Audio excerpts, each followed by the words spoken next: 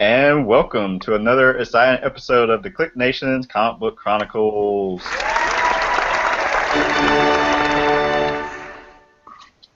I'm your host, Tim D-O-double-G. Yay!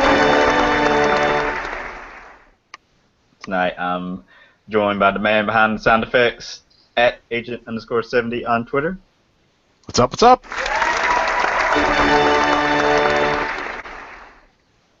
And also we have at PCN_Dirt on Twitter.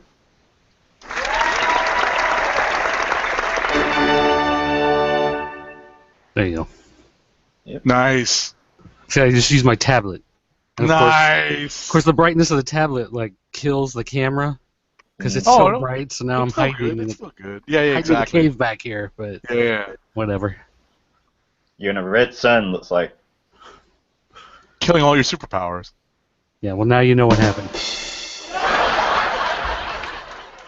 And not with us tonight, but also one of our co-hosts, at RoddyCat on Twitter and at Roddy. Nudes Nerds Need. Roddy Cat.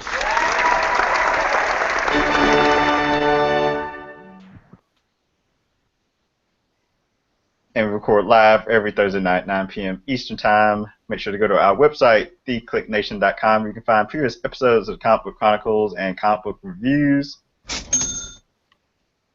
Follow the Twitter account at theclicknation and at cbcron. Like the Facebook fan page, facebook.com/theclicknation. Add us to your circles on Google+. You can add the Click Nation page by going to google.com/+symbol Click Nation.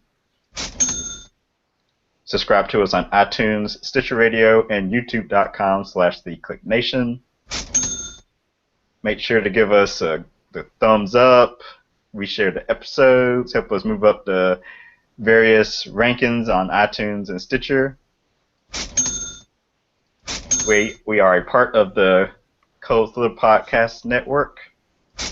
Go to their website, coldslitherpodcast.com, which actually still works, and cspn.us, which I don't believe is working right now, last time I checked. Oh, no kidding. Yeah, which is why I'm reading the entire URL for now. Gotcha. What'd you do, Tim?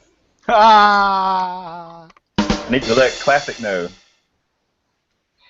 And while you're on Cold Slither Podcast Network's website, make sure to buy some nice Comic Book Chronicles merchandise by going to redbubble.com/people/CSPN/shop. Use the hashtags Comic Book Chronicles or CBCron on your favorite social media websites to join the comic book conversation. And like I said, we record live every Thursday night, 9 p.m. Eastern Time. So it's the week before New York Comic Con. A couple of news bits to come out. Our own Agent 70 will be in attendance. Live and, well, whatever else is in addition to live. Live and direct? Live and in person? Live and slightly sober? Yeah, slightly. So if you're going to be there and you'd like to say hey, make sure to send them an @ Absolutely. Reach out to me, via Twitter at Agent_70. I'd love to see you. I'd love to hear from you. Direct message if you have, if you have the capability. Just, reach out. I'll be happy to say what's up. If I can find you in the sea of people. Well, let's get to some of the news from this week. First up, we got the cinematic news.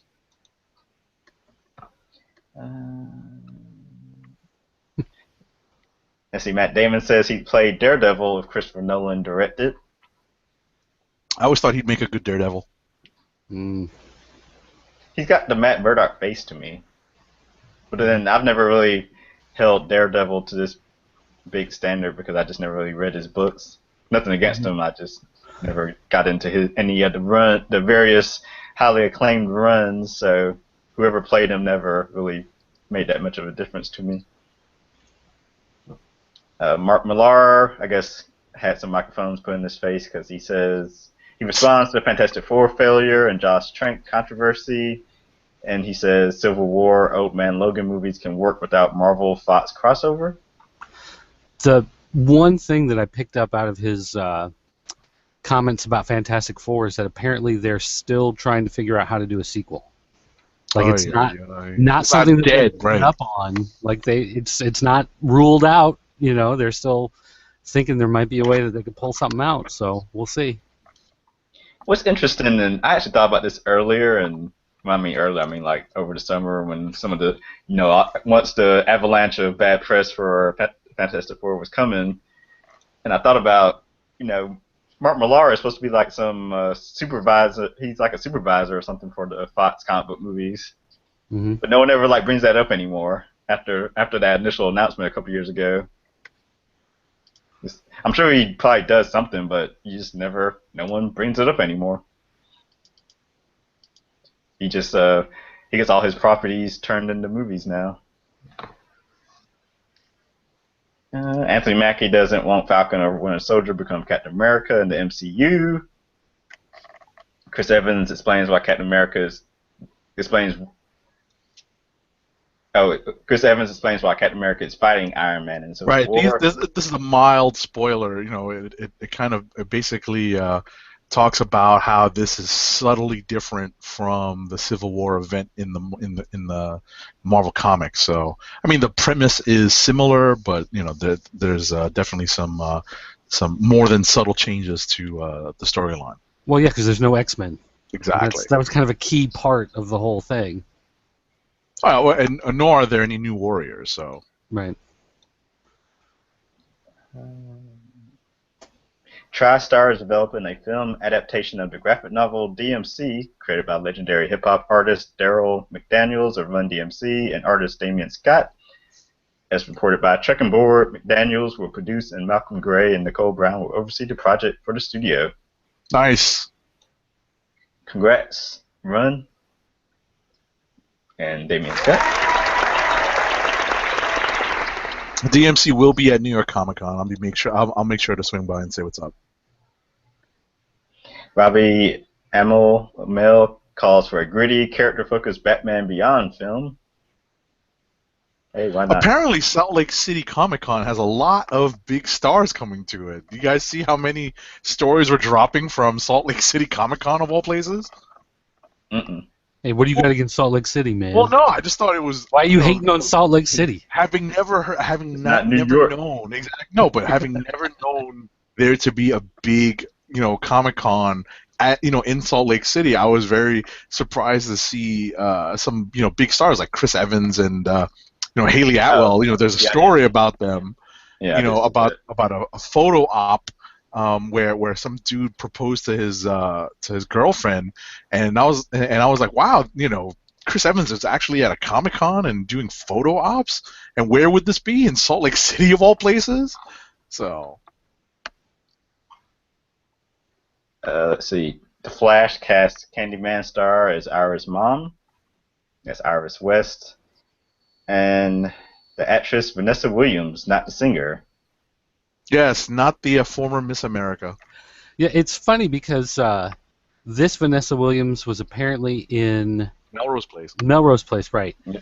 And so, but everybody keeps listing her as the actress from Candyman. But in Candyman, she's only in there for like a couple minutes. Like, she's not one of the main stars of Candyman. So instead of the TV show that apparently she did a bunch of appearances on, they keep going back to the Candyman movie because that's like cooler for the comic book crowd. You can't say, oh, that actress from Melrose Place, because then everyone's just gonna like shut her out. Like, who cares? I don't want to hear her get it going. She won't have that's any what cred. I know her from, though. Exactly. She won't have any street cred. I haven't seen Candyman, but I've seen Melrose Place. Oh, Tim, you're breaking my heart. 'Tis true. Isn't the guy that's doing Professor Zoom's voice, wasn't he in Candyman? Professor Zoom. Who's Professor Zoom? I have to Google it. He's supposedly been in a bunch of stuff.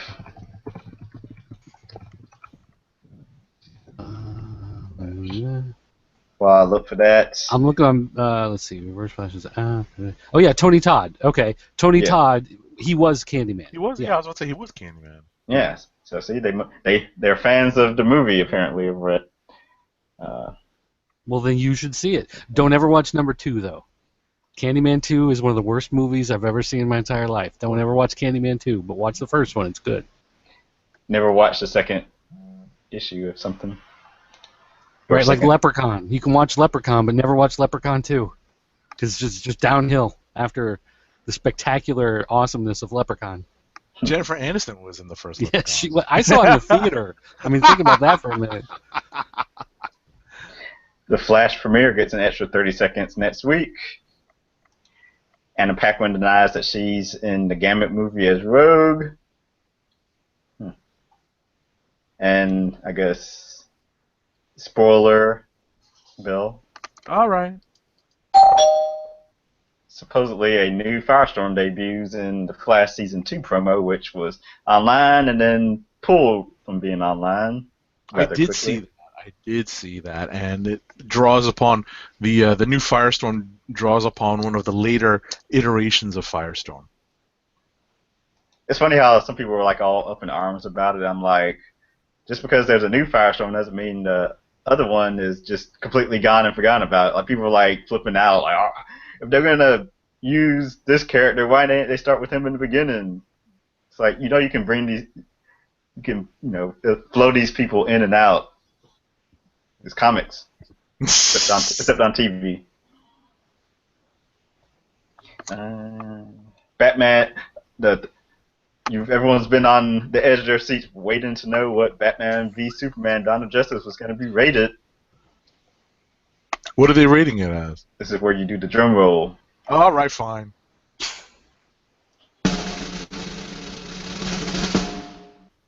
PG-13.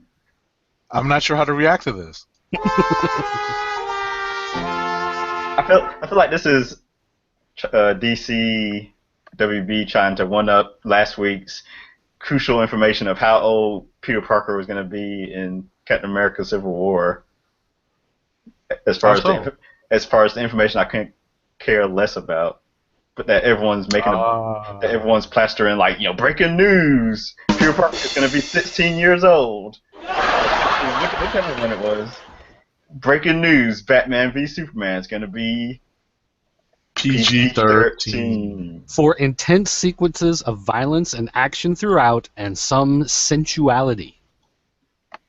Of course, it doesn't say, is that Aquaman and a dolphin? Where's the sensuality coming in? We don't know. But it's there. It's like, it was going to be PG or PG-13. There was only two choices. Same with Peter Parker. He was going to be 15 or 16. Mm-hmm. What's the big deal? Anyway, Danger Mouse races in with new intro and clip. The CBBC has debuted the opening for its revival of the 1980s animated series Danger Mouse. Oh, it's going to be on Netflix in the spring. Cool. Okay. Let's see. Infinity War will be the end for some of the Avengers team. So there's a big Q&A with Jeremy Latcham and Marvel Studios president Kevin Feige. Feige. After the screening of the Blu-ray special effects, yada yada yada. Was that at Salt Lake City Comic Con? I think this was in LA. It was in LA because that's where everyone could assemble to watch and ask questions. One day I'm gonna be one of those people that gets to go travel for that kind of stuff. Just talking out loud. Oh, it was a press screening. I gotcha. Yeah. Powers cast Michael Madsen as Super Shock. Okay, sure. And there's some changes to Marvel Hip Hop covers ordering qualifiers. Yeah, so they lowered the ordering standards on a bunch of those. So like Unbeatable Squirrel Girl, they dropped the requirements down by 10%. Howling Commandos of S.H.I.E.L.D. are down 15%. Angela Queen of Hell is down 15%. And Extraordinary X-Men is down 20%. That's the surprising one. So I'm not surprised It's by any of the other ones. I don't know if that's a sign of how poorly those books were selling, with the hopes that if they lower the standards, you might order a couple more to try to hit that threshold to get the variants, or if those random variants happen to be ones that are more sought after. I don't remember which variants they were on a lot of those. What covers they were being recreated on those. I remember the Squirrel Girl is her sitting there like looking aimlessly up in the air with like a white background and her Yeah, face and like I think, yeah, I was gonna say some of them are homaging newer artists, if I'm not mistaken. Right. So, again, like I said, I don't know if that's because the books are selling poorly, but Extraordinary X-Men being dropped down 20% is that seems pretty bad. That does not seem like a good thing that's as on far as my the health of the book. that's on my physical pull list, which I'll bring up later on in the show. Let's see. I'm trying to see if I can. Oh, it's Extraordinary X-Men is the De La Soul. That cover I'm actually not crazy about. The book itself I am, but the variant cover I'm just kind of like, eh. Right, but I think isn't Extraordinary X-Men the variant cover is is Extraordinary X-Men is the variant cover by Ed Piskor. No. Oh, maybe this article is misinformed. I know it's the green background. According to it Diamond, is. That's definitely new. Yeah, that's definitely De La Soul. My mistake. Yeah. So there it is, straight from Diamond. Gotcha. I'm on Newsarama, so This is from that guy Sanford Green. You ever heard of him? Sanford Green. Friend of the show. Hopefully. Looking forward to meeting him in person. Is he gonna be up in New York? I believe so. Well, then ask him what's up with that cover. Well, it's a good cover, but I think that they're trying to get I guess interest back into the X books. To be perfectly honest, so. Well, yeah, but I mean all of these books though, lowering their standards. If it's a bunch of them, then I don't see it as that big. We've got 4 of them at least here, but this does not mean that this is the entire list of all that's going to be changed. This is just what we have for now. Maybe they got a bunch of feedback saying, this is stupid. You're trying to get us to order too many, and they finally was like, okay, well, ease up a little bit. What's funny is that these are not the only variants for these issues, because they're just one of like 3 or 4 or 5 variants for some of these books. Right. So, well, yeah. I think Extraordinary X-Men has like 6, maybe 7. Invisible Iron Man next week probably has got like 10 from the looks of it. So that might play a role as well. Too many variants.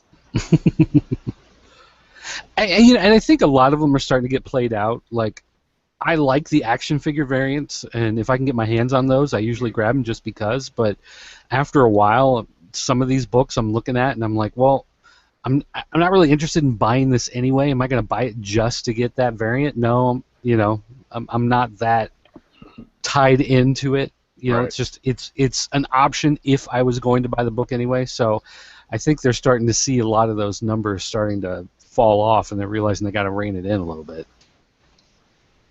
Agreed. Well, they're not going to rein it in until after this round of number 1s goes through. Oh yeah, but I mean, all of these number 1s they're going to be doing new number 1s all the way through to like next May, I think. Yeah, but yeah, there's stuff coming out in the spring. The stuff they've announced now is for the spring of next year, so you might as well just say near the end of the year, 2016. Right. Let's see. In the actual comic book news, Rick Remender's Devolution finally out in January 26th. Honest. Batman the Animated Series vinyls will be available for pre-order this year. Deadlands novel releases from Tori. Or Tor. That's an exclamation point. Because I was going to start reading the summary. Tor Books has announced a new partnership with Pinnacle Entertainment Group and Visionary Comics to publish a series of thrilling novels based on Deadlands, the hugely successful role-playing game, and set in the Weird West. Jonathan Mayberry. There you go. Oh, is that what Image book does he do? That name sounds familiar. One of them. More than likely. Good guess. I can narrow it down that far. There are 3.6% more comic book stores in 2015 and 2014. Yay, comic book stores. Hmm. Dick Tracy. Dick Tracy, Saga, and Sex Criminals win at the 2015 Harvey Awards. Okay. Oh, Jonathan Mayberry did a bunch of the Marvel Universe Versus series for Marvel. Marvel Universe versus the Punisher, Marvel Universe versus Wolverine, Marvel Universe versus the Avengers, and he does Rot and Ruin for IDW. I wonder if Rot and Ruin was one of those comics experience books that IDW picked up. It's a zombie book with a bunch of, I think it's a bunch of teenagers, if I remember correctly. I remember reading the first couple when they came out. And it's set like years in the future, like not like, hey, this happened last week and now these people are scrambling. It's like a decade or so after the apocalypse has happened, and you're watching these people, unlike The Walking Dead, where they just build farm communities and it's no big deal anymore. This is still a world where you have to worry about zombies. That's a dig right there. What? That's a dig. I don't know what you're talking about. All right. Chip Zdarsky declines Harvey Award for Sex Criminals. His reason for declining the award specifically cited the inherent unfairness of not including writer Matt Fraction, who, in Zdarsky's words, supplies 90% of the humor.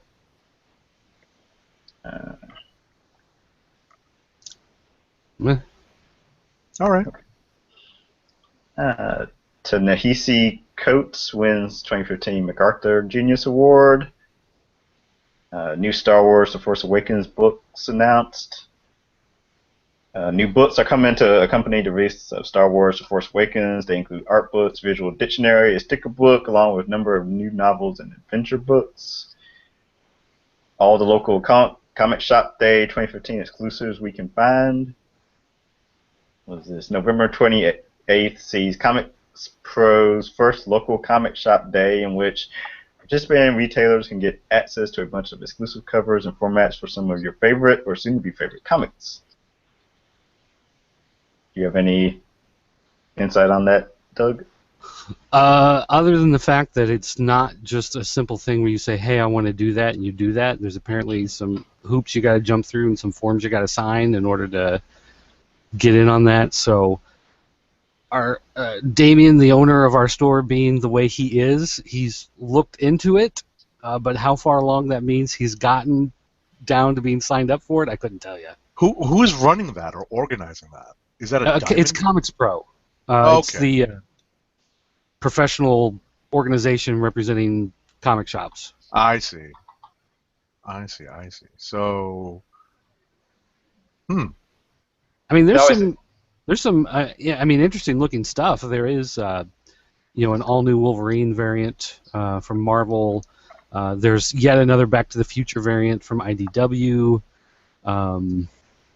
Valiant has some stuff. Image has some stuff, and then there's a bunch of small press guys, Magnetic Press and Oni and bunch of places like that are involved. And apparently there's yet another variant for Dark Knight 3, #1, that's going to be out for that local comic shop day. But I mean, honestly, until the papers are signed and we get the packet of information from them, I couldn't tell you what the deal is on ordering those. I don't know if it's percentages based on something, how much you have to pay for them, because a lot of these things, if something's a giveaway, you still have to buy it.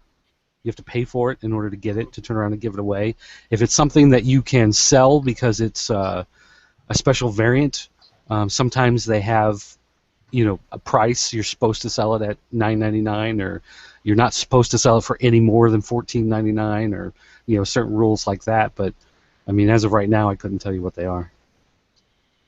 It always seems like anytime it comes up to like ordering books, and we ask you to explain something as far as how it goes with the shops, the sentence always starts with, "Well, it's not as simple as you have to jump through this number of hoops to get 7 variant covers." Yeah.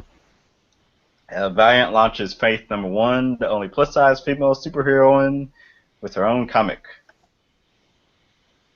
So she's one. She was a member of the Harbinger teenage group. That is one of the more popular series at Valiant Comics. Vertigo joins Wattpad. The social reading app is a community where writers can share their stories for free, as well as have notes/diaries where they can talk about writing in general. Vertigo won't be releasing free stories. Instead, they are using it as a platform to push specific creators, including Lauren Books and Dale Halverson, the team behind the upcoming titles Survivors Club and Down the Road, Gail Simone and Holly Black. So is it just for creators can only get it, or I have to actually click that and read the article? I think it's like, if I remember correctly, it's a place where writers can go. They can share their stories.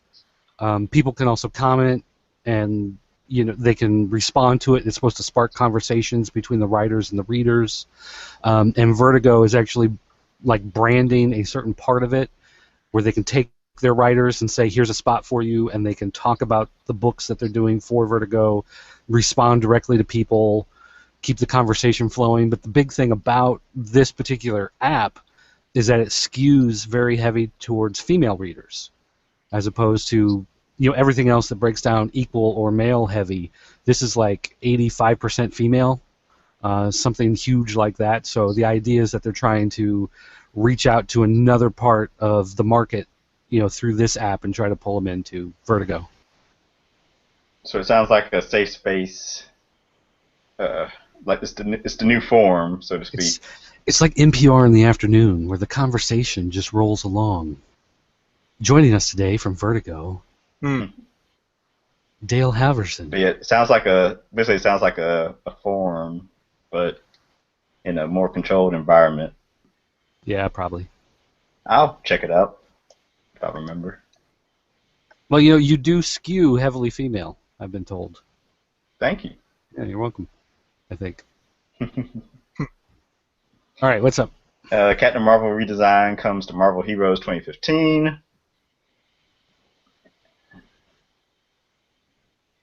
I'm going to have to go back and read this Bleeding Cool article because I saw a bunch of rabble about it earlier in the week. About is there a crackdown coming on unlicensed Marvel and Star Wars prints at New York Comic Con? I mean, this is not the first time we've talked about this. I think this issue came up last year, because if we go into the archives, I'm pretty sure we talked about this particular issue before. When they say unlicensed prints, I mean just like indie creators that like draw sketches of Batman and try to sell them? Correct. I mean, if someone commissions a sketch, that's fine. But if they're going to mass produce prints to try to sell at the con, yeah, that is copyright infringement.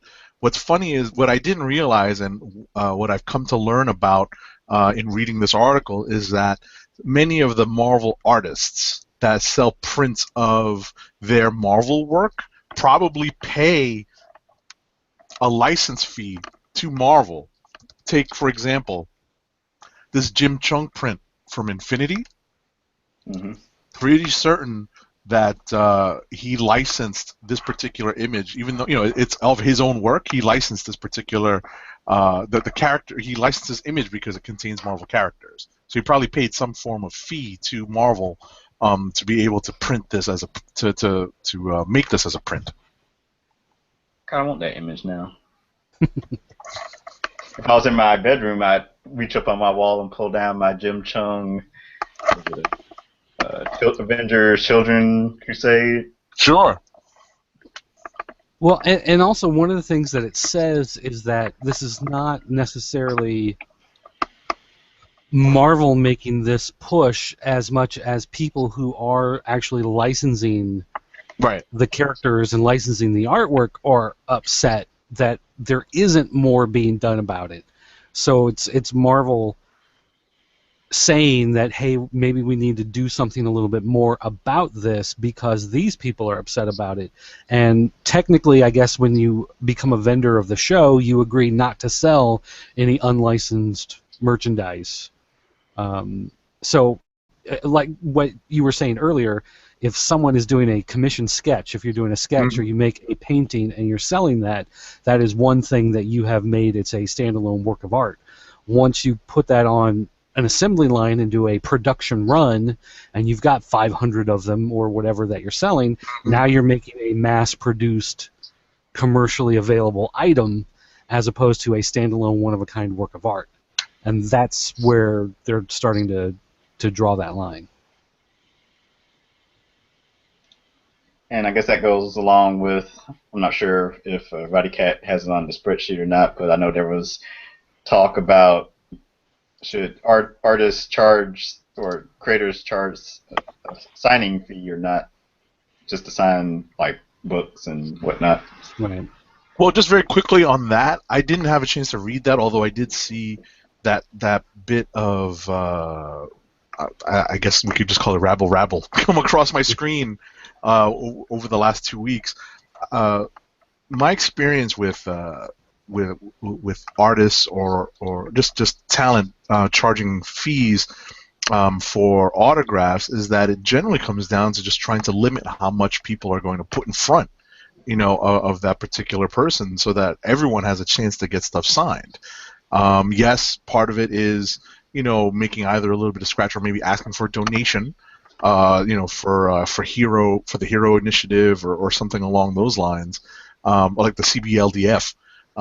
You put like a little jar for these nonprofits, and that's a way to raise money for them, as well as kind of limiting, people bringing up an entire run of Uncanny X-Men to Chris Claremont. That's the example that comes to mind readily, because back in the day, we used to bring like 50, 100 issue chunks of their runs. I'm not kidding. Dirt. Yeah, I know what I'm you're. talking about. Yeah.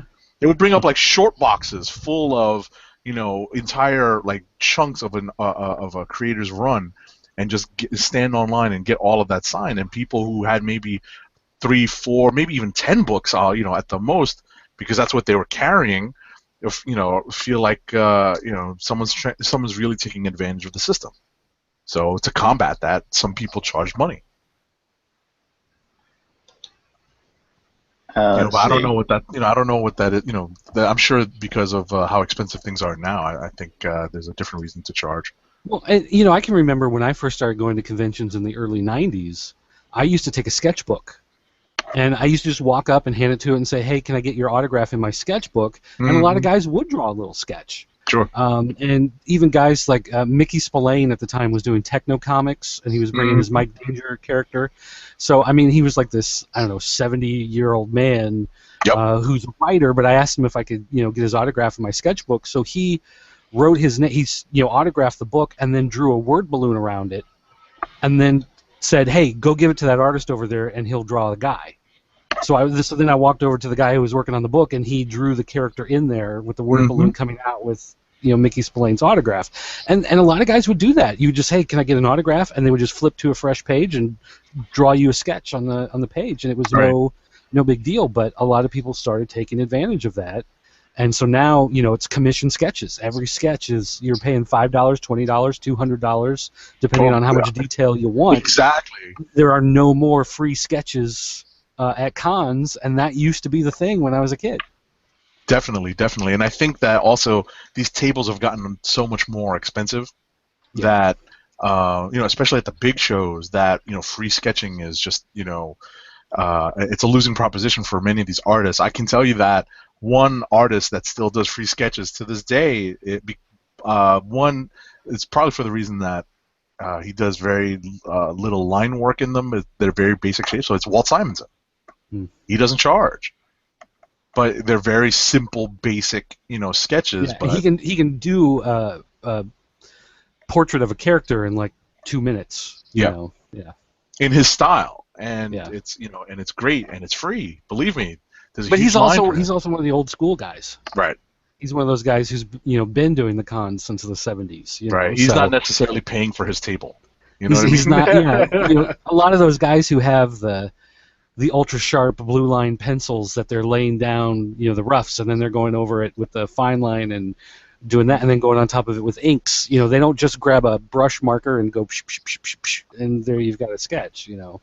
They actually are spending too much time on it to be able to do that for free. But yeah, it happens. Alrighty. Create 12 different action-pack comic books with the superhero comic kit. Someone pronounce this next thing for me. Deus. Deuce. Where am I looking? Deus Ex. Deus Ex comes to comics with Titan. Based on the video game. Titan Comics. Oh, I see. Oh, okay, yeah, like there's Ex Machina. Dark Horse comes to Hoopla with more than 900 different titles. IDW's exclusive and comic books for New York Comic Con include Jim, Danger Girl, Teenage Mutant Ninja Turtles, and G.I. Joe. Dark Horse has some New York exclusives. Descenders' New Direction begins this November. Yay! Lion Forge heads to year 2 at New York Comic Con. I didn't know it hadn't been around that long. Yeah, I remember it being at St. Louis, Wizard World St. Louis last year for the first Wizard World in St. Louis. That was part of their big launch. Before they actually had the books out, they just had the computer kiosks set up that you could take a look at them because they were all digital. There were no print copies at the time. But now they did, Airwolf, Miami Vice, right. Knight Rider, a lot of those older properties. And it says here that one of the ones that they've signed on now is Mad Balls. Oh, no! A comic. You gotta be kidding me. Nope. Oh, you know that Lion Forge is on NetGalley. Oh, are they? Yep. Well, then sign up right now. Tell them you want Mad Balls. I actually there's a Andre the Giant book on there. It's on there, but then they have it where you have to. It's not available for request, but you can send them a note, click a button, and say, "Hey, I'd like to have this available to read." It's like, why even be on there if the book isn't actually available to be requested? But either way, the company is on there. Which book is that? It's Giaffo. Somebody is the writer. And I wonder if that's the one I just ordered because I just ordered a the book. The Red Hood and Arsenal artist is the artist on it. Dennis Midry. Andre the Giant, Closer to Heaven. Yeah, I just ordered that actually. Oh. Brandon Easton and Dennis Midry. Yep. Okay, Brandon Easton. Yep, that's the one I just ordered. So, all right, cool. Marvel's editor-in-chief, Axel Alonso, teases next event, calling it a story everyone will relate to. Yeah, this was in a podcast, actually. The Andy Greenwald podcast on Grantland, the site that was founded by Bill Simmons long before he got fired by ESPN, but it's associated with ESPN. And it's actually a really interesting podcast. I recommend that anyone listening or watching our show tune over and look for the Andy Greenwald podcast and look for this episode with Axel Alonso, because they definitely talk about a lot of cool and different things that are related to all new and all different Marvel. I will be tuning into that then. Hopefully I'll make a mental note to do it. I was kind of complaining to myself earlier in the week how I'm kind of behind on my podcast, just like I am in comics. And there's going to be a young Luke Skywalker comic from Korea. Young Luke Skywalker comic from Korea debuts in English online webtoon. It actually makes sense, but trying to read it sounds weird. So yeah, there's a new young Skywalker comic. Let's see, in the variant corner, Harley's Little Black Book will be December's DC Comics variant cover theme. because it seems like Harley's always the theme every 3 months. Oh, that's right. These are the ones that are all bagged. I forgot about that. So they're going to be coming in black poly bags, and there's 3 different versions of the cover in each bag. Oh, so you don't And know I which think one you're getting? one of them is, I think, actually a hand-drawn sketch. One is a black and white variant, and I forget what the other one is. Maybe one is done in ink and one is done in pencil. I forget, but they're going to be mixed in the black bags, and you don't know which one you get until you open the bag, basically. And so the way it was actually written to retailers for us when we're ordering them is it says your customers won't know which cover they're getting unless you open the bags for them in advance. So they're kind of laying it out there like they're okay if you want to rip them all open, separate them out by what they are, and sell them, as those types of covers, as opposed to this random lottery of random covers. I don't know. It was just the weirdest thing the way they worded it on there. That they're saying we're okay if you want to rip them all open and save certain ones for markup is what it sounded like. J. Scott Campbell creates his own exclusive covers for Spider-Man, Spider-Gwen, and Back to the Future and sells them online, signed or unsigned. I'm assuming he got permission for this too. Probably. Yeah, this is because these are all from those programs where people can get exclusive covers made, and usually it's done by a store or a website. Like Hastings will get their own variant. Dynamic Forces will get their own variant. J. Scott Campbell apparently he started his website, and for his website he's getting exclusive covers with his website logo on it, just like a store would, but instead he's doing the artwork himself. So you go to his website to buy his variant of that comic book, and if you want to pay extra, he'll sign it when he mails it to you. Kind of an interesting idea to take that exclusive idea and make it, if you're the artist doing the artwork yourself, make your own store and sell your own stuff. It's a good idea. Yeah. First look at Jim Lee's Dark Knight 3, the Master Race variant cover.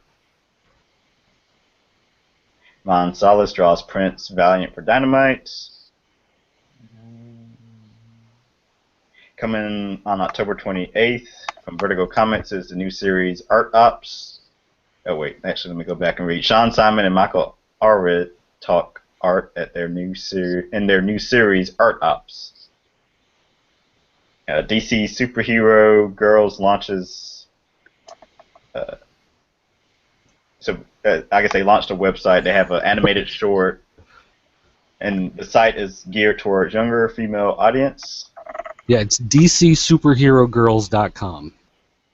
I actually haven't gone to the website yet, but it's like it's one of those kids sites. All the characters are done as kid-friendly, versions of them, and they've got a little animated cartoon. They're going to be doing an online series as a kids web series for girls. Yeah, and they've got games you can play online and wallpapers you can download and stuff. But they're going to start doing exclusive T-shirts and statues and stuff, dolls of the kid-friendly versions of these characters for people to buy. So that's one thing, since I do have a young daughter, that is something that's definitely on her radar as something she's looking forward to. And Uncanny X-Men 600 will come out in November. Finally. And the ad today is for Skull Candy.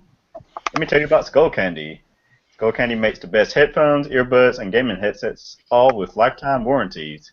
Skull Candy produces many types of audio accessories, including headphones, sports earbuds, Xbox gaming headsets, PlayStation gaming headsets, DJ headphones, iPod headphones, and MP3 headphones. And now, for the listeners of Comic Book Chronicles, Skull Candy offers free standard shipping on your order. To help keep our podcast free, order from Skull Candy by going to cspn.us That's cspn.us, then clicking on the Keep Our Podcast Free link. Click on the Skull Candy banner and then shop for high-quality audio accessories with free standard shipping. Skull Candy Audio through cspn.us. Do it today. Nice. Comic book reviewing time. Boo. Yeah, because it's a light week this week. It's like the Boo calm at the before week. the storm of next week. Yeah, well, this is the 5th week of the month, and so 5th week is always just kind of like the leftover remnants of. A lot of times, week 4 and week 5 get split in order to make that 5th week. So, What do we want to start with?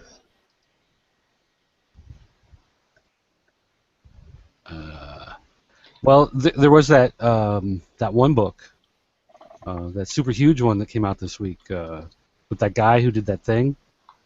Ah! It was the one everybody was reading. Need more hints? I got nothing. I got nothing. Let's get Superman 44 out the way. And then pretend like it never happened afterwards. Pretty much. I'm not sure how to talk about this because Did everybody read it? I did read it. Okay, I read it. Yeah, Tim read it. I've reviewed it on theclicknation.com and popculturenetwork.com. Yay! So this was an issue of Superman taking on villains that, since they know his secret identity now, they said, "Hey, I want a piece of Superman / Clark Kent." So first he fought the Royal Flush Gang, then he fought Livewire, then he fought another group of villains, and that was about it. Like this is a new version of the Royal Flush Gang. I don't know if we've seen them in the New 52, but they used to look like the guys from the playing cards. I mean, that was the gimmick, is they looked like, and now they look like, I don't know, like weird gang members with spades and hearts painted on them. I don't know. It was just. I remember. I was gonna say I'm not as familiar with the Royal Flush Gang from the comics. My main connection to them comes from the animated series, the various animated series that we see them in, and their various incarnations, and the animated movies. So I agree with you. It was kind of off-putting to see them depicted this way as like kind of just regular-looking people with tattoos. Well, and that was the thing, is I started reading this and I go, oh, they kind of look like the Royal Flush Gang. I wonder who these guys are. And then it says that's who they are, and I'm like, no. No. I think I remember reading in a solicit, promoting the issue that, at least in the solicit, it was like, Royal Flush Gang makes their New 52 debut. Yeah, Really? and they're in there for like 4 pages, and then they're gone. Never. And it's lame as hell too, because and apparently one of them was a woman. Go figure. Well, she had the tube top on. That's how you could tell. Well, yeah. Once you saw clearly could see the gender. Top. Yeah. But I mean, just visually, I couldn't tell her from her brother. Because they're both bald with these weird tribal tattoos. Mm-hmm. And that's because when you first see them, all you see are their heads. Right. You and the can't coloring. really tell. Yeah, I was about to say, and the coloring choices for the tube top costume left a lot to be desired. There's not a lot of contrast. And there's no pattern or design on it. It's just plain white. Right. Yeah, I have to tell you that I'm a fan of J.R. Jr.'s art, John Romita Jr.'s art, but I was not impressed by a lot of what I saw here when it came to this version of the Royal Flush Gang. Generally I like him, and I know a lot of people don't, and I understand that he's not for everybody, like a Mike Mignola or somebody who has a lot of people like Sam Keith, and I can't stand him. It's just people have different. Right, likes, the ones who are more stylistic than straight superhero anatomy. But this issue was just bad. Like, I don't know if he didn't have as much time to finish it or what, but it really felt like a lot of these pages he was just scribbling down. Well, you know what? I disagree with that to a certain extent. I think this issue suffered from what the story is trying to portray. And I think that's where my difficulty with this book lies. Jean Luen Yang's story, kind of weaves in, some of the aspects of, what happened to Spider-Man after his unmasking in Civil War. His family and friends. In this case, Clark Kent's family, friends, and coworkers becoming targets of these villains once his alter ego has been outed, and we bounce from one page to the next of Clark running into these situations where he's being attacked, or his family, friends, or coworkers are being attacked, and I think that the art basically is just going from one encounter to another. There's not much downtime, and the one bit of downtime there is a really weird exchange between Lois Lane and her father, General Lane, and it was just one of the stranger things I've read in a while. I'm still not sure how much I should be reading into this particular conversation, this exchange in the book. I'm still not sure how to interpret it, but it didn't look like the art was unfinished, because that's sometimes one of the criticisms. Because let's face it, Romita Jr.'s style lends itself to being fast. He's never been an artist that was criticized for not finishing his work on time. Well, okay, fair enough. Right? So he's not one of those, right? So he's able to generally, pull together issues on the quick side. And if you flip through this book, you don't necessarily see sloppiness when it comes to unfinished line work. I just don't like the fact, I don't like what the story's trying to tell. And I think that's what it suffers from. There's an exchange between Perry White and Clark in this. Seems so unnatural. Seems so contrary to the characters as I knew them, that I was uncomfortable reading it. So I think that's generally what leads. Well, maybe that's what kind of makes us uncomfortable, or what might be making you uncomfortable with the art. I'm uncomfortable with the story. I didn't necessarily see the quality of Romita Jr.'s art as being a problem. I thought that the story he was trying to tell in conjunction with the script was what was really bothering. Well, I think for me, it was a lot of the panel breakdowns don't seem to flow like the way they should, and that's kind of what I put up for the sloppiness of it. I see. He's got to fit these things. There's a scene where he's seen all the bad guys in the Daily Planet, and you just have this panel where the 5 villains are standing there, and they're all kind of crowded off to one side. The tops of their heads are cut off. Mm-hmm. Clark is supposed to be there in the smoke, and you just have these lines that are like hair coming out of these horizontal lines that are supposed to be his shirt, and it just looks like he just ran out of space. Like he just started drawing it in ink without realizing how much space he'd need for these characters. So by the time he gets over to the right-hand side of the page, he's like, oh yeah, Atomic Skull has to be in here too. I'm just going to draw half his face up in this corner and pretend like that's where he's supposed to be in the panel. So so just very quickly, I don't want I hate to interrupt. I just wanted to, in terms of the layout, try to take note of where you were. I wanted to point out that, I guess it's my continuing criticism of the story. It may be Yang's way of, like, he kind of tightly plots the way the book might look. This might be a situation where Yang really hasn't given Romita Jr. like a couple of splash pages. If you look, I was just flipping through it. There are no splash pages. There's a lot of story that Yang is trying to get told in this. So I think maybe that's where it kind of suffers. Go ahead. And that may also be playing into the fact that this is supposed to wrap up the storyline. This is supposed to be the final chapter of this arc. Okay. And I mean, that's definitely feels that way in the story, where you get about halfway through the book and suddenly he's cramming in all these different scenes, right, all these different interactions, just because it's got to get in there before the book gets done. And that was another problem I had with this story. It didn't flow well. The villains pop out of nowhere. I can understand the Royal Flush Gang. You got background on them. Like, here we're coming, we're going to hunt them down. This is why we're going to find them. This is how we're going to find them. This is where he's going to be, etc., etc.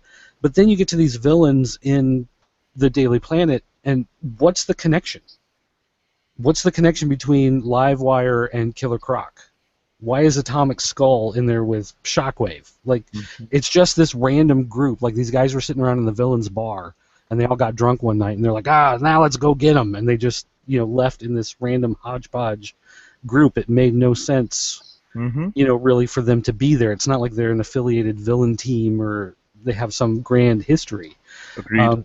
And you also had characters like, for instance, in Tim's review of the book, he makes mention of a character that he thought is misnamed because he thinks that Killer Croc is accidentally being called Killer Frost, not realizing that Killer Frost is actually there because she only appears in 2 panels, and in one panel she's standing up, and in one panel she's crumbled on the floor. Otherwise, you don't see her.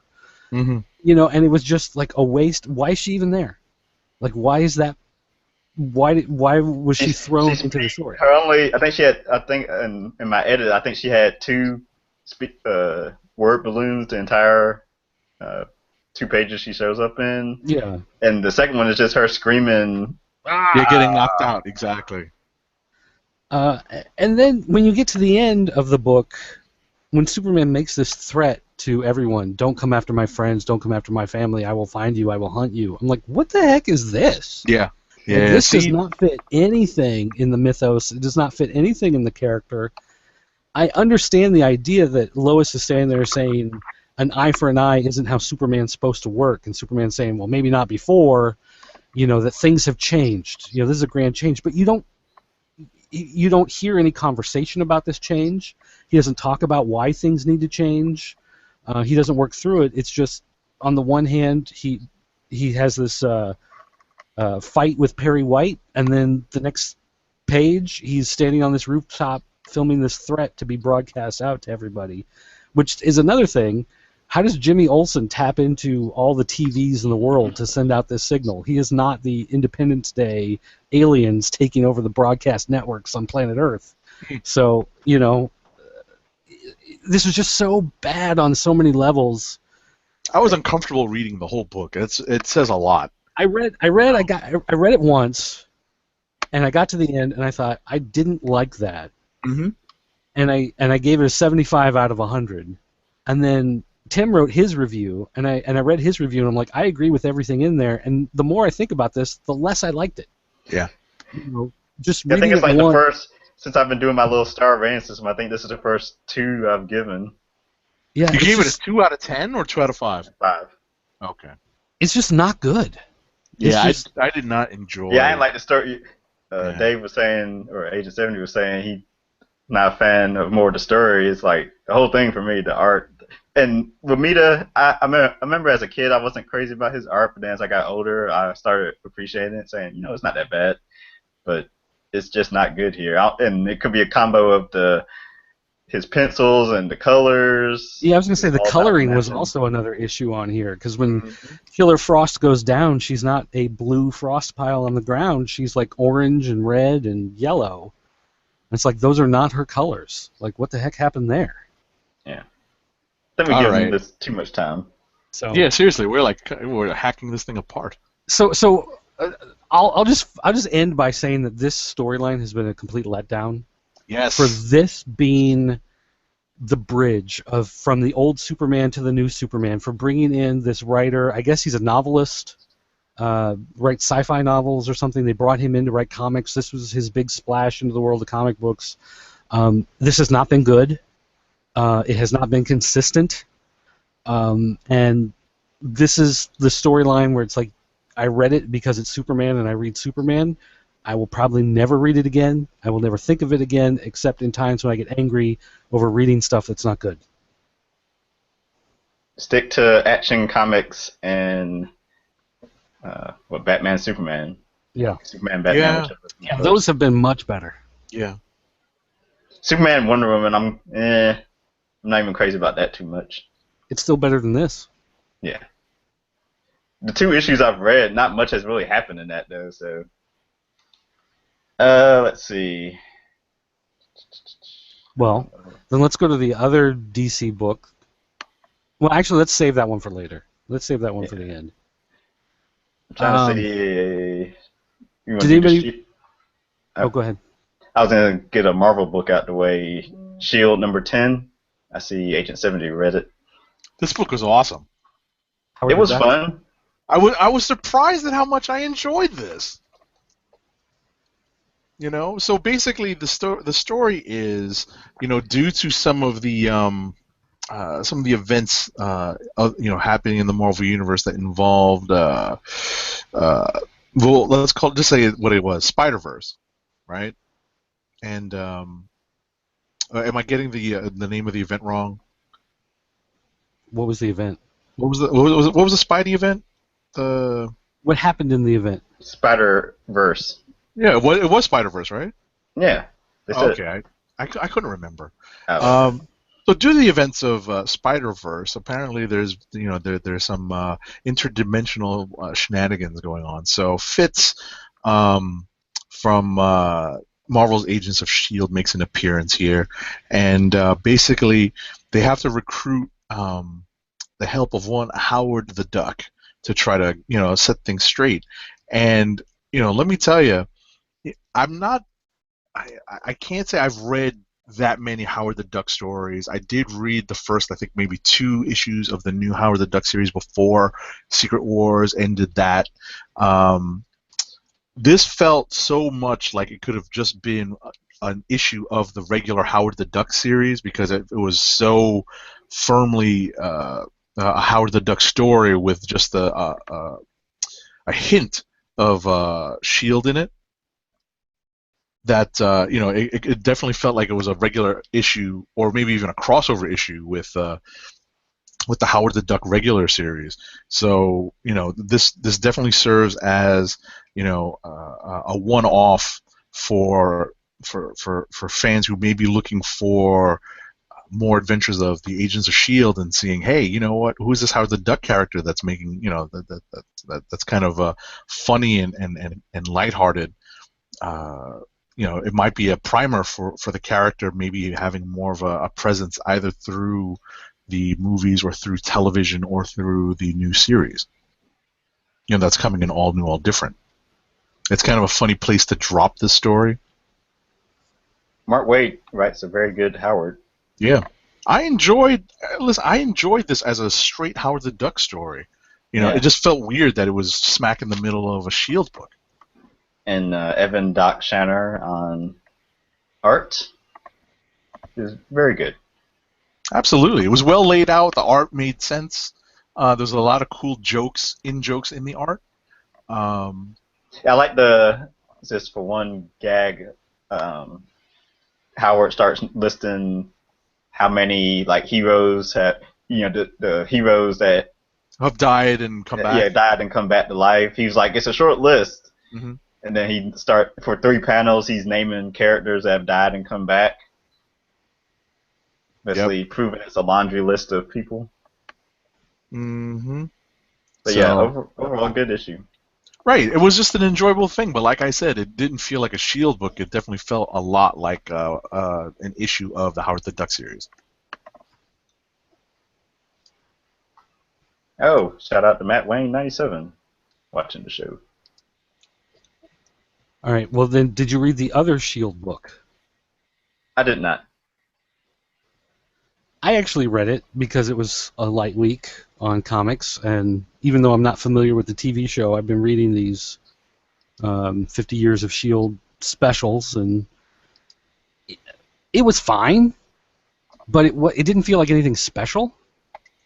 It's not. I was about to say it's not essential reading. No, I mean, if you like Agent May and you're desperate to read a story about her, then here you go. But this is not anything that really plays into the history of S.H.I.E.L.D. or the inner workings of S.H.I.E.L.D. It's just her on a training mission with some rookies, and things go awry, and they have to fix everything at the end, and Coulson makes an appearance, and then the book is over. Right. I mean, it was just a paint by numbers. I was just saying, it's a paint by numbers story just to get Agent May some screen time, so to speak. Right. That's the part I enjoyed. What I didn't enjoy was that the book itself dwelt upon the recruits to a very large extent, and what we get in terms of Agent May's history and how she's gotten to this point in her character what we what we get in that, or how we get that, comes in flashback panels, and it's meant to kind of parallel the dangers that May and these recruits find themselves in, and we're meant to see how this runs parallel to some of the things that help shape her as a character. And I guess to that extent it works. It just felt like we were dwelling a lot on these recruits, and we weren't seeing much, or we could have seen a lot more of Agent May, but I guess that's just part of the sales pitch. They want to give you just enough so that you come back for more. The other problem I had was that they're on this training mission. These cybernetic dogs appear. They attack everybody. They have to figure out how to fight them. They destroy them. They take them back to SHIELD base. Coulson shows up. Oh, we're going to identify the parts. We're going to figure out where these things came from. It's just a matter of time, and then the story's over. Like, you don't learn who was behind them. You don't learn where they came from. It doesn't lead to anything. It's just another random mission, another day in the life. Mm-hmm. You may not be the team that follows up on this, but you were a part of it. And I guess, at the end of the day, I don't hate myself for reading it, but it was just nothing special that I'm ever going to, look back on. Yeah, like I said, not required reading. Which reminds me of the next book I read, just because it was a slow week. I read Aquaman 44. I tried. Well, I started with the first couple pages and I stopped. I said, I can't do this. I read the whole thing. Wow. And I can tell you that this entire book could have easily been condensed down to 3 pages. And instead they made a whole book out of it. And I don't know if I want to give away the whole thing or not, but Aquaman goes to see Mera, tries to patch things up. Things go awry. He teleports out of there, and he ends up apparently on some alien planet, and that's where the issue ends. Huh. And it's the most random thing ever. The entire conversation he has with Mera apparently was for nothing. Didn't go anywhere. It's not going to add anything because of what happens later in the book. But they were nice enough to put in a 2-page spread of Aquaman and Mera getting it on. So if you want a 2-page spread of what underwater Atlantean busy business looks like, then Aquaman 44 is the book for you. Otherwise, you could probably skip it for the rest of your life. And I didn't get that far. Oh, see? You should have stuck with it, I guess. Not really. It's one of the 6 or 5 books DC sent me this week, so I'll be trying to get through it, write a review of it.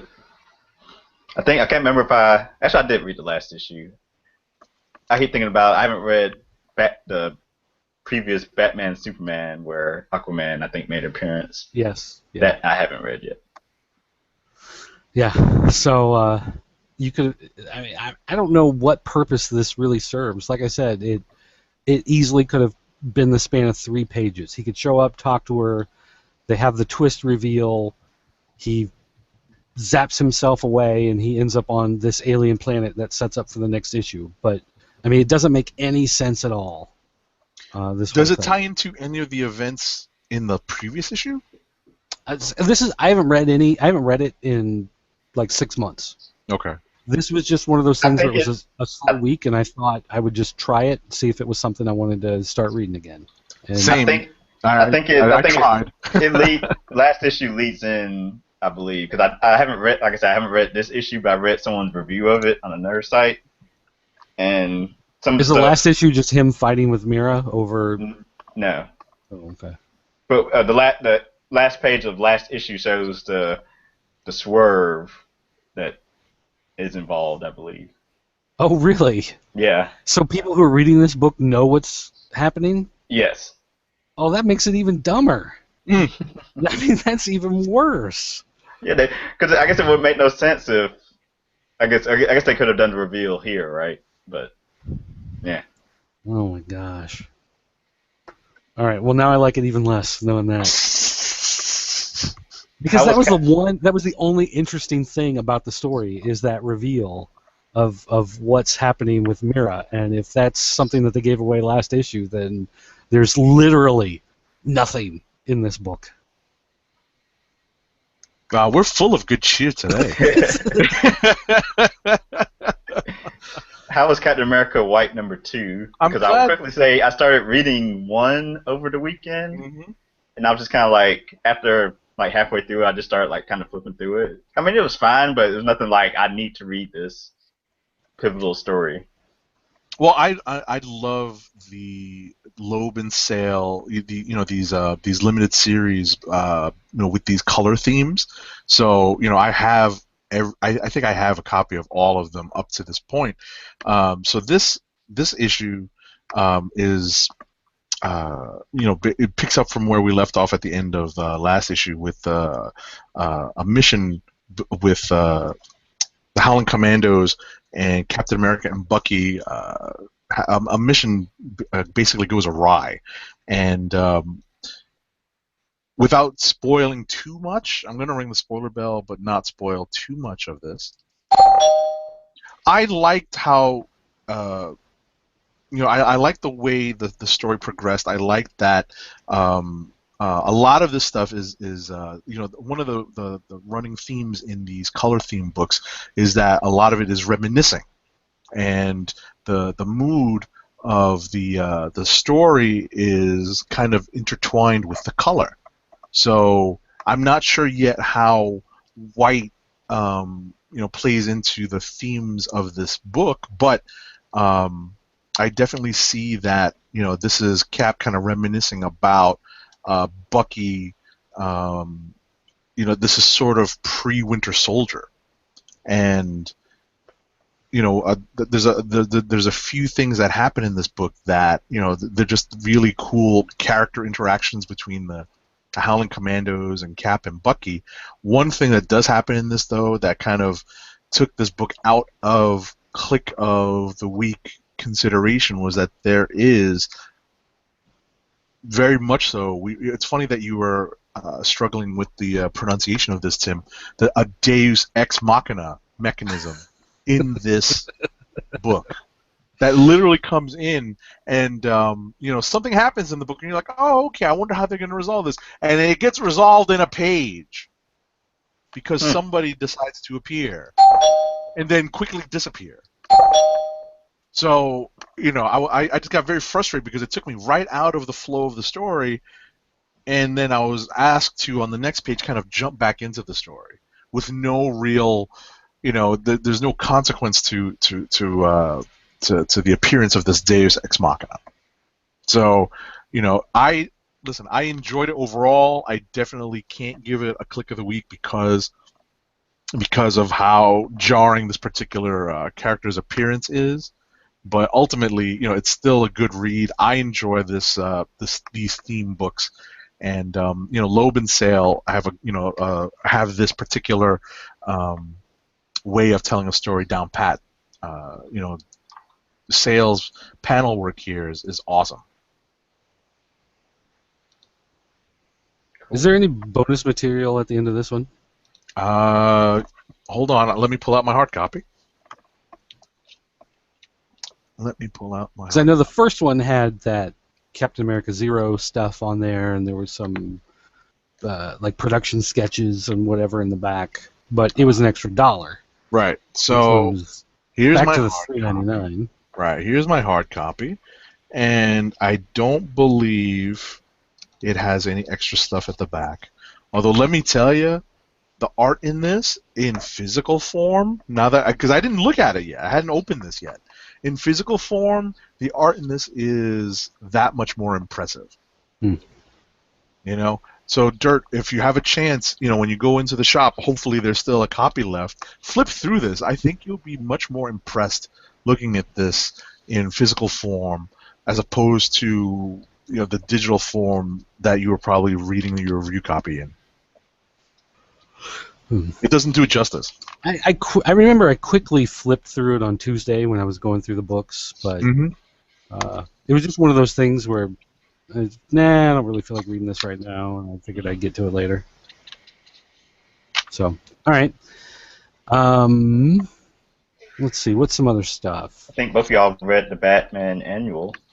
Yeah. How'd you feel about this, Dirt? I enjoyed it overall. It was Um, good, and then I got to kind of the swerve or the twist of the misunderstanding, or what they were. I guess what the point of the story and what the motivation of the villains was in the about being story. against the Wayne. Exactly, specifically Bruce Wayne. Right. So very quickly, this annual tells a story that undoes, to a certain extent, one of the things that was kind of shocking during the latter stages of the New 52, which is, spoiler alert, the conversion of Wayne Manor into the latest version of Arkham Asylum. Oh, so it finishes that up, huh? Yeah, Arkham Manor. So Arkham Manor, yeah, but The it book that got basically canceled. exactly.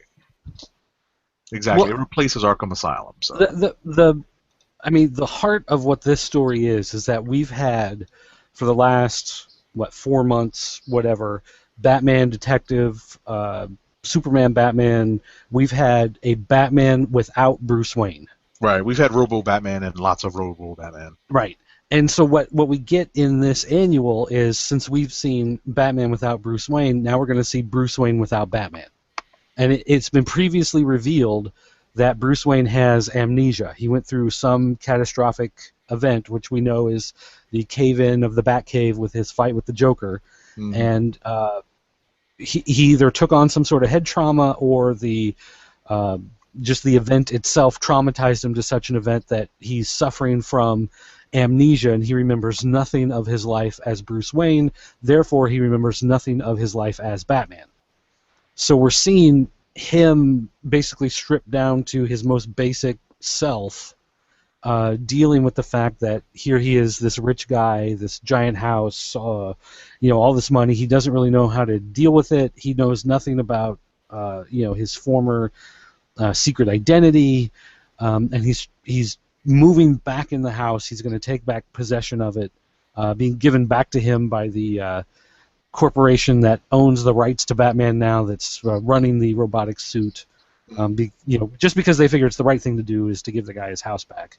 And as he's taking the house back, a few of the Arkham inmates who are supposed to have been transferred out already have actually stashed away inside, and they're there to attack him and get their revenge on Bruce Wayne, because he's the one who ran Wayne Enterprises. He bankrolled Batman. He had all these ties with things that happened in their personal life, and especially Riddler, who we know from Zero Year stuff, that he and Bruce Wayne knew each other pretty well before Edward Nygma became the Riddler. So I liked the way it drew from those earlier stories, and I like the idea of seeing the other side of the coin, so to speak, in this issue. There's a couple places where it seemed really weird to me. Right in the middle of the book, there's a 2-page spread, but it doesn't look like a 2-page spread.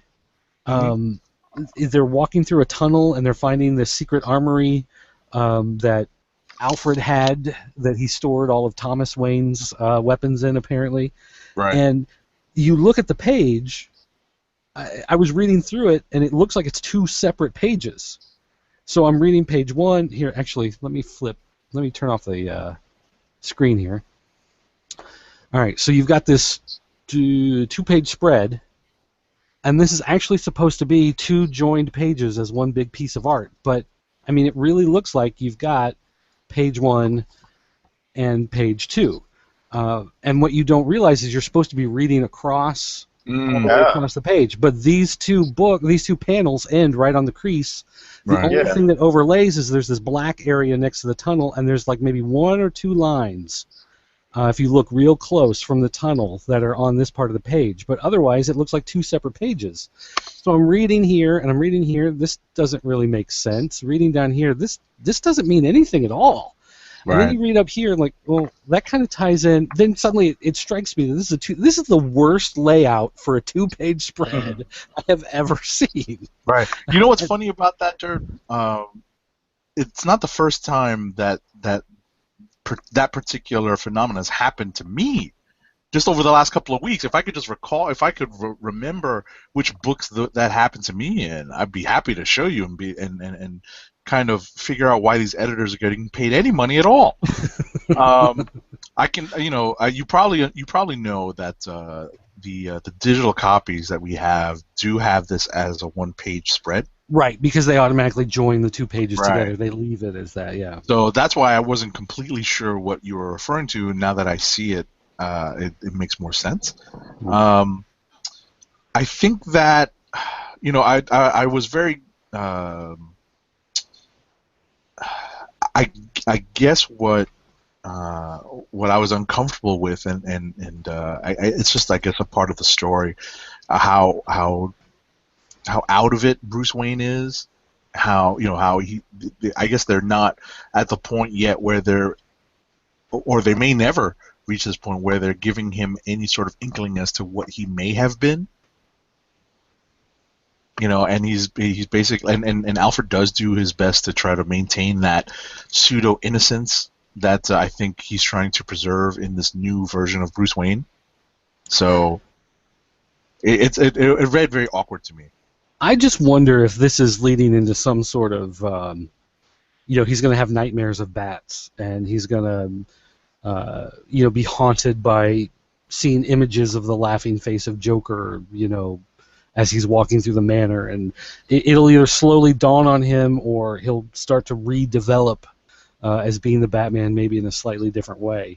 Maybe he'll, in his regular life as Bruce Wayne, he'll be put in like a stressful situation, and he'll just react instinctively and be like, and then it'll start coming. It'll be like the beginning of Bourne Identity. Oh, he's sitting on the park bench. You took the words right out of my mouth. You absolutely took the words right out of my mouth. This is the Batman Identity. It is. Well, and the thing is, I will say I enjoyed this. The criticisms I have are rather trivial. I did enjoy this a lot more than I disliked any of it. It's definitely a much better book to read than S.H.I.E.L.D. or Superman this week. I thought the story was well told. I give Tinian a lot of credit. The story itself definitely was well told. And the other thing is, I read Grayson this week, and Grayson references bearded Bruce Wayne sitting in Wayne Manor being waited on by Alfred, so that obviously takes place after this Batman annual, even though they came out in the same week. It's not a big deal or anything, but I just thought it was interesting that they actually did that.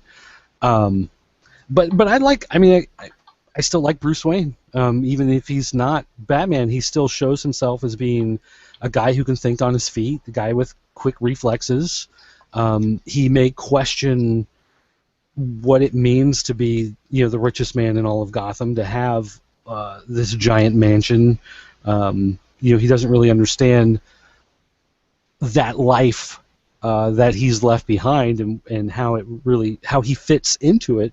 But I still like the character. I like the fact that he grabbed a rifle and took a shot at Riddler and missed completely because he's not familiar with firearms. No. That even. Well, that was a swerve.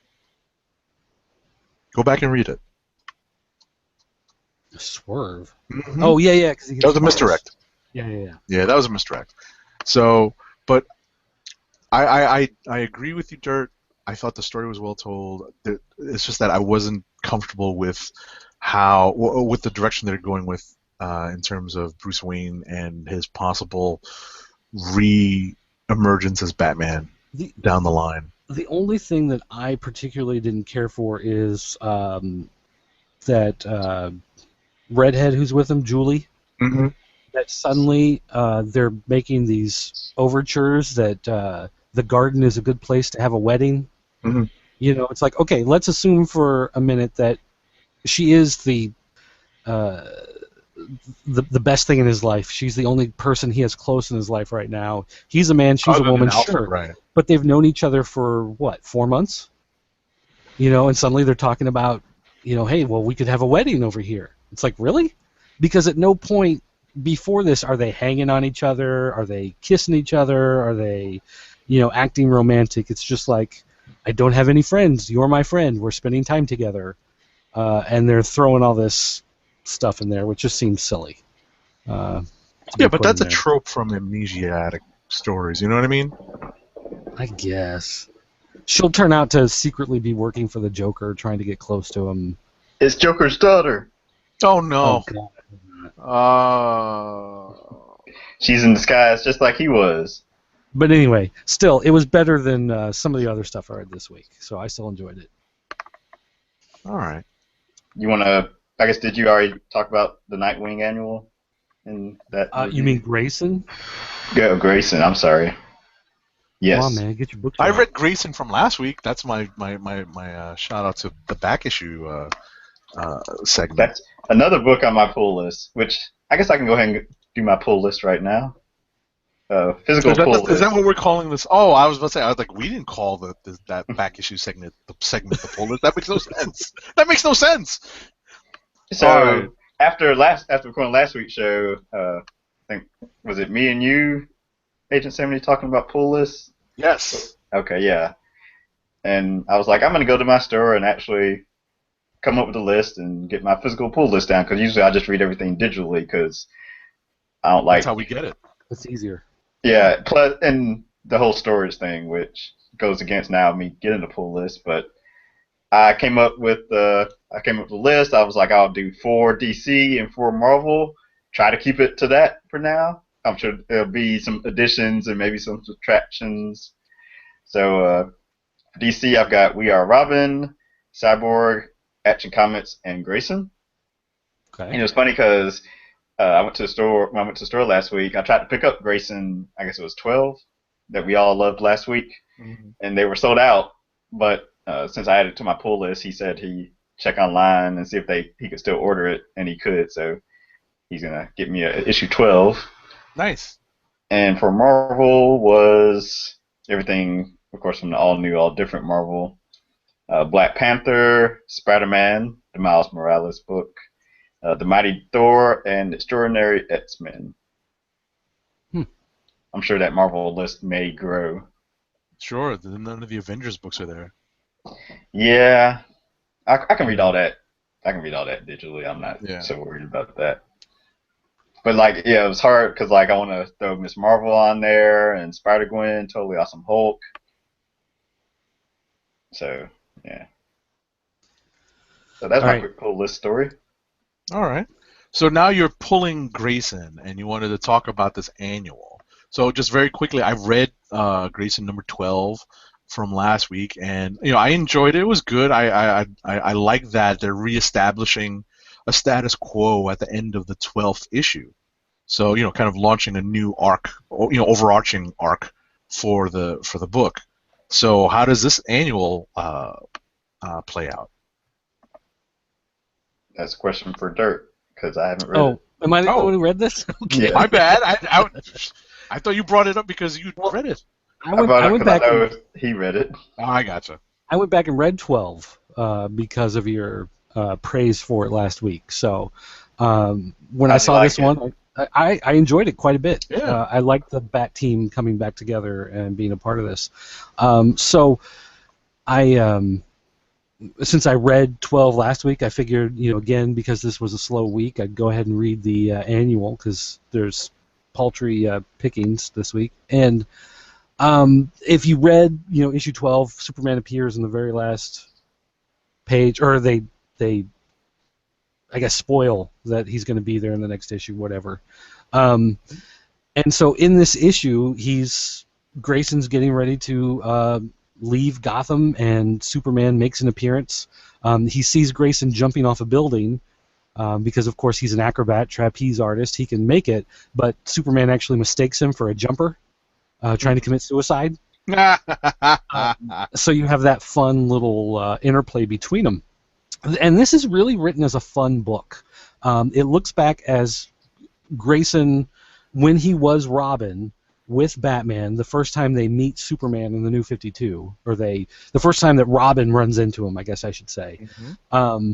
It plays it for showing how Dick Grayson was as a different Robin from the other characters, how he was much more lighthearted. He liked doing the stunts, so to speak. He and Superman have a much friendlier relationship than Superman and Batman. Superman and Batman, they respect each other, they tolerate each other, they can confide in each other if there's this world-shaking event, but they're not two guys that are going to hang out and watch football together or something like that. Whereas you get the feeling that Dick and Clark really could. They really do. They're good friends. They make funny quips with each other. He says something about well, thanks for catching me in midair, but this really is emasculating to be cradled in your arms, that kind of stuff, which is just good reading. It's a good, fun story, and the villain that they fight is Blockbuster, who is one of those characters that just gets tossed around a lot in Bat books. He's never a character that really amounts to a whole lot, but he's brought up every so often. And he can absorb a lot of damage. Yeah. He and can so take a punch. He was a guy that Batman and Robin were wearing down in the hopes that Superman could eventually swoop in and take him out. Now, years later, Grayson is like, well, hey, Superman, you're here, you can take him out. And Superman's like, I'm not the guy I used to be. My powers are not what they once were. Mm-hmm. He even makes the comment that he can't fly. He's got to just do the big leaps. He's basically depowered. This issue sets it up where you can really tell that he is depowered back to basically where he was in his first few Golden Age appearances. He's got the logo with that black in the diamond that harkens back to some of those early appearances where they weren't sure. Yellow, exactly, with the yellow outline. Yeah, they weren't sure how everything was supposed to be laid out and work.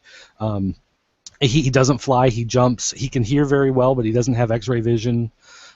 He can stop a bullet, but he can still be cut. He can still bleed. I think this issue helps to define the Superman character where he is now in the DC universe much better than the Superman books that we read this week. And the fact that he and Grayson have this fun friendship with each other is really refreshing to read.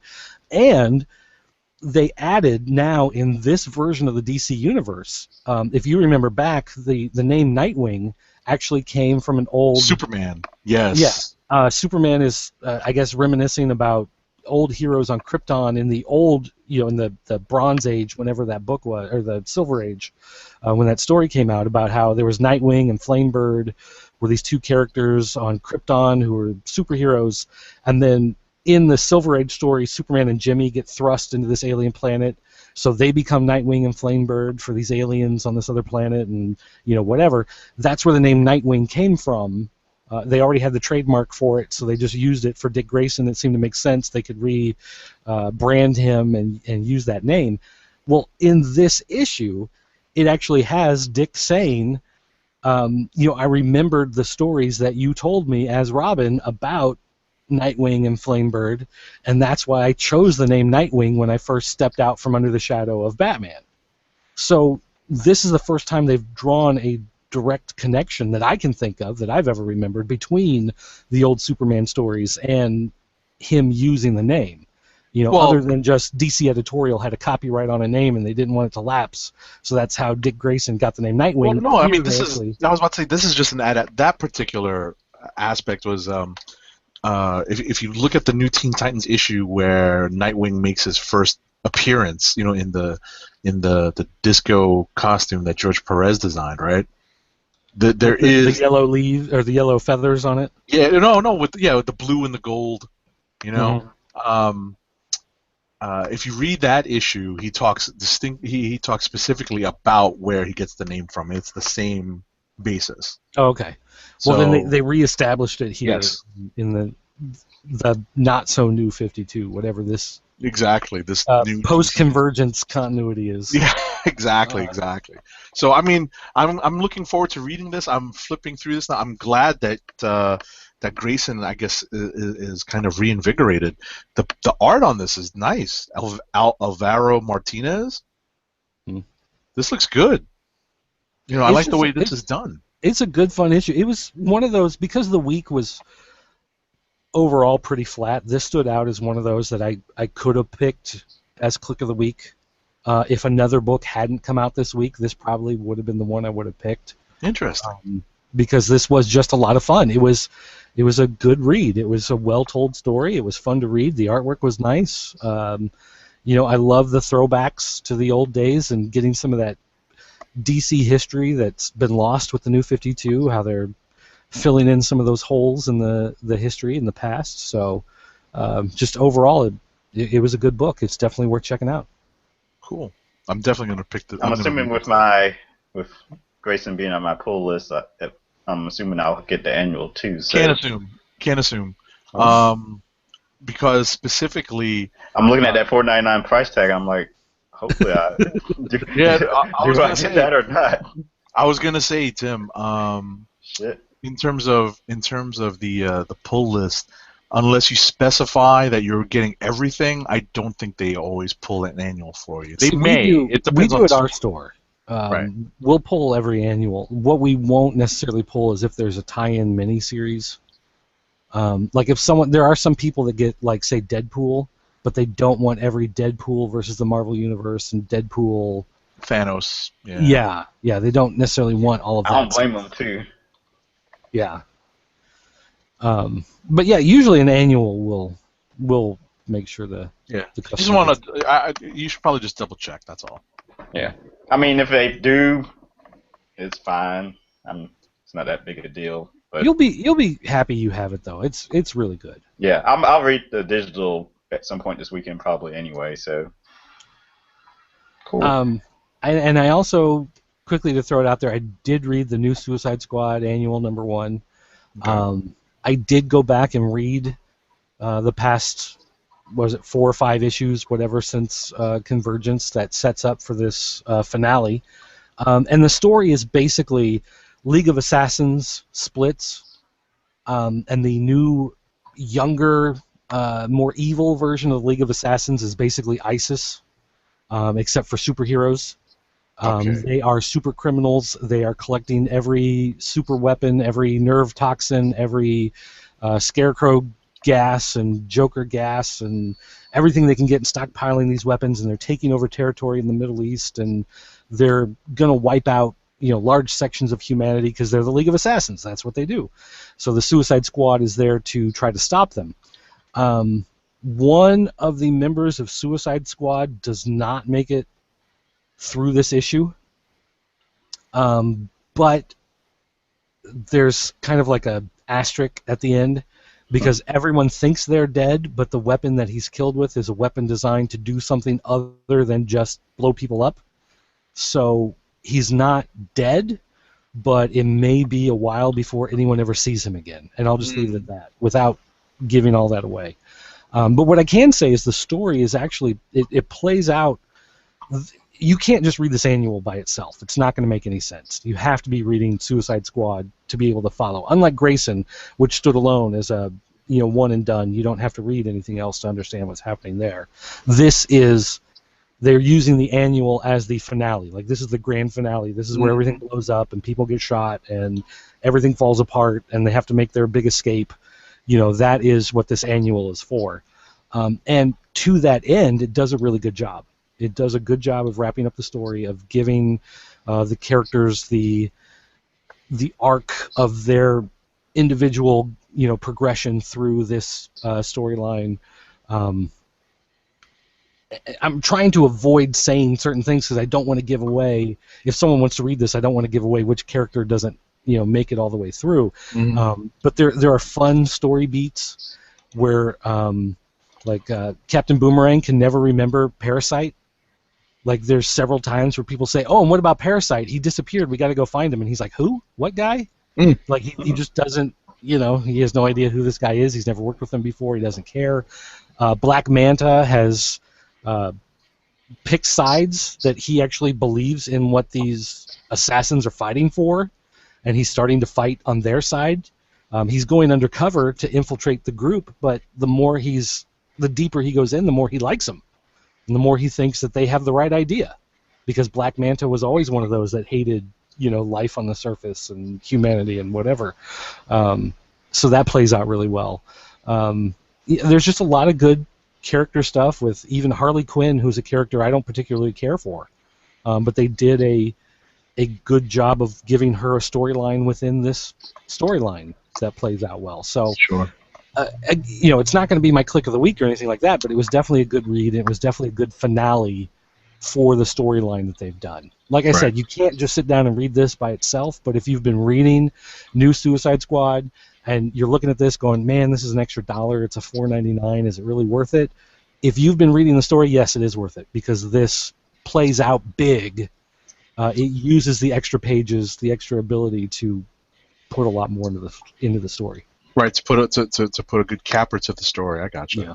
I mean, this is a trend that we've seen in annuals for as long as I can remember, where they sort of where the two big companies kind of vacillate between, telling good one-off stories and maybe making it like a mini anthology, in terms of what the annual consists of. And making it the capper to either an 11-issue story or a much longer long-form story, and having the annual kind of wrap up that story. So or the kickoff. Exactly. Wanted to shout out at MattWang97 tweeted at us. He sometimes loves getting an annual, but it's so hit and miss right now. Hit and miss right now. Hashtag pay off your pull. Now there's a hashtag that seems to have continued, has a continued life from last week. Yeah. And we may have a pull list segment, that recurs every once in a while on the show. Since Tim has kind of kicked off what's on his pull list. I really have to sit down and think about it, because I read so much stuff, especially through the store. Mm-hmm. There's some stuff that I definitely want to keep copies of, and a lot of stuff I read that I don't keep copies of, and it's hard sometimes remembering, like, do I have that or not? Because sometimes it feels like every book that comes out is my book, because I'm able to sit down and read it in copy if I want to. Right, so it's hard to remember, and obviously we're definitely very, very fortunate to be able to read so many books because of what we do. But I definitely have my Comixology pull list, and I keep, I try to maintain it, but there's way too many things on it right now. I definitely need to. Yeah, and we get a winnow it lot down a of little. books, digitally. Besides, everybody wants to know about Marvel and DC, and of course that's the most of what we read. But IDW, Image, Sure. Boom, Valiant, Titan, all these companies are more than happy to send us digital copies of the books that we. Exactly. And a lot of times I do, sit down and read a good swath of them, but just because of the time crunch, I don't always get them. Sure. By Thursday night. Yeah. Not to mention Fantagraphics. They're putting out a Hip Hop Family Tree. In single issue format, and what I love about I've read this already, but what I love about these reissued Hip Hop Family Tree books is that there's bonus material. You're asking me about bonus material in Captain America White. There's definitely bonus material in these single issues of Hip Hop Family Tree. So if you're looking to pick up something cool and kind of quirky, give this a shot. I'm trying to think if there's anything else I want to get to before I get to the Click of the Week book. Probably not. Well, let me do real quick, kind of rapid fire.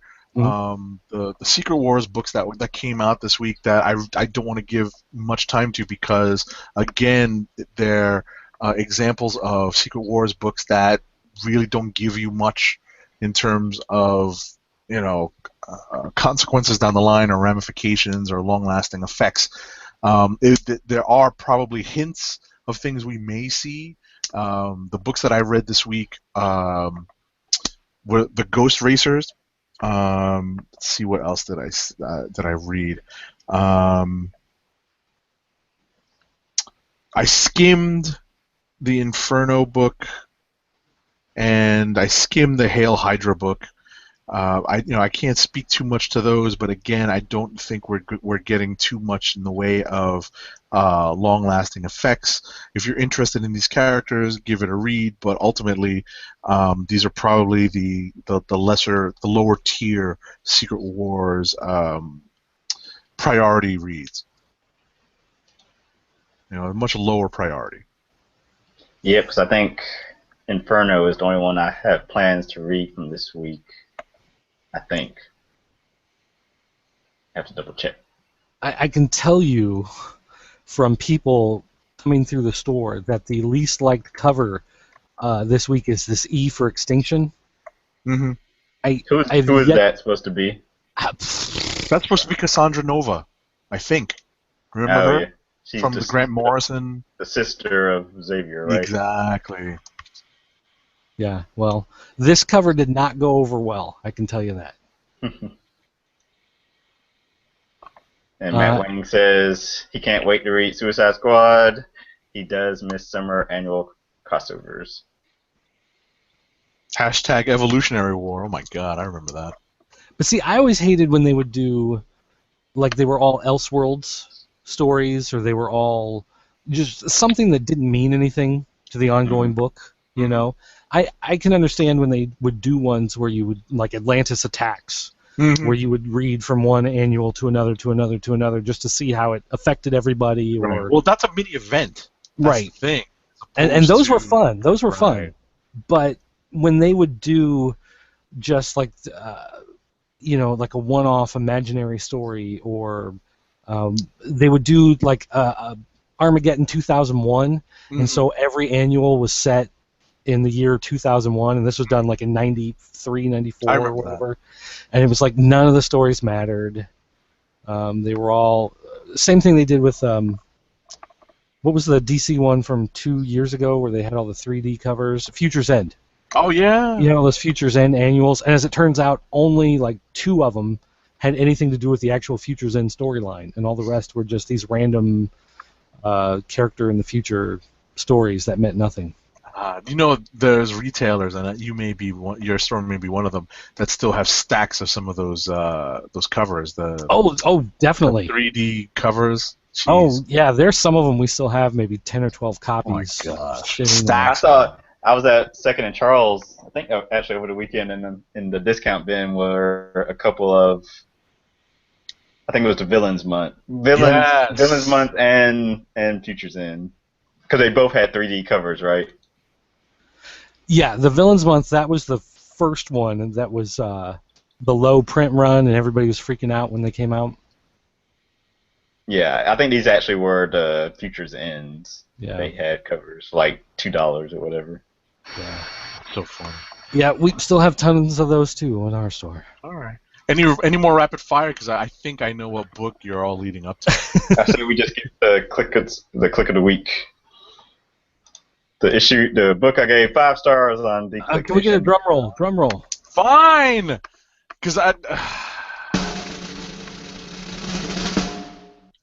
Justice League 44. Yeah. All right, fine. It was good. I don't know.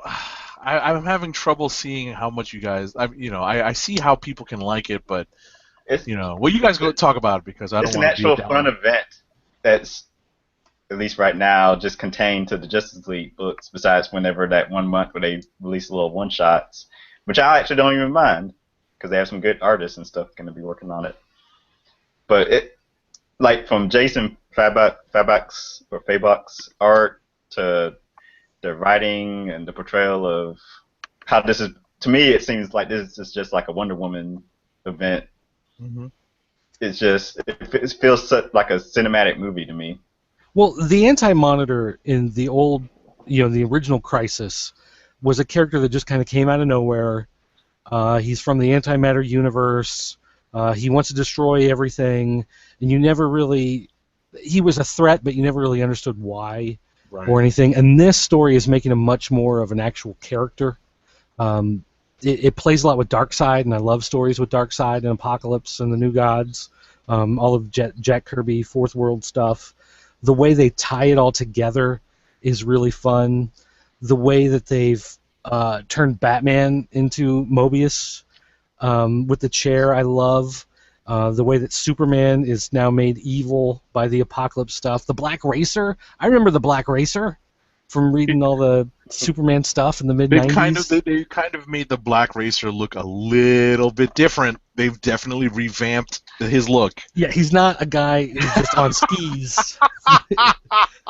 Because Jack Kirby made him as the anti-Silver Surfer. Right. Silver Surfer was this silver guy on a surfboard in space, so he made Black Racer as a guy in black armor on skis.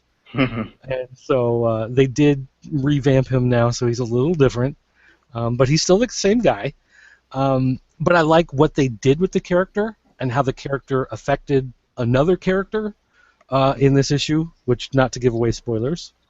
And I like the reveal towards the end of the book of what the Anti-Monitor has that Darkseid... You didn't know that was coming, though?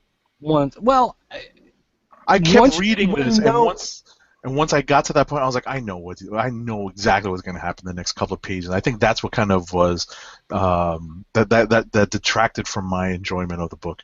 And see, for me, it was the opposite, because Darkseid is one of those characters that I knew from the Superpowers cartoons when I was a kid. I had the action figure because he was the villain everybody would beat up. Darkseid was the big character in Legion of Superheroes. They did the big crossover with him in the future when I was growing up. I remember reading that. So Darkseid is a villain I've always loved.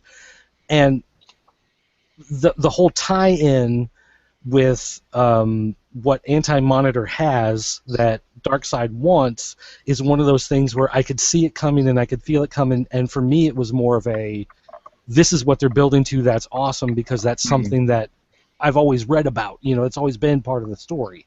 Right. To me, this is playing out to me the same way that Hickman's Avengers and New Avengers stuff were playing out leading up to Secret Wars.